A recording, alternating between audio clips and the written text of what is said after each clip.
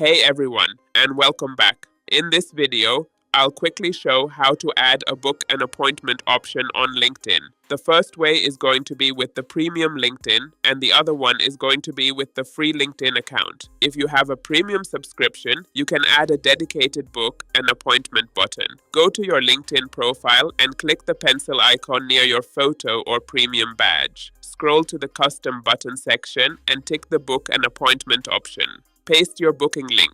Either Calendly, you can book me, simply schedule appointments, doodle, and save your changes. Once active, this button appears prominently on your profile as well as in posts, messages, and search results. Now the option 2 is even without a premium, you can still include a booking link, just different visibility. Click the pencil icon, scroll to contact info, and click add website. Enter your booking URL and name it book a meeting and save the update. Edit in your about/summary or featured section. Edit your summary. Insert a clear call to action with your booking link. For example, want to connect? Book a time. Here in the featured section, use add featured add link to place your booking link front and center on your profile. If you found this video helpful, don't forget to like, subscribe, and hit the notification bell so you never miss an update.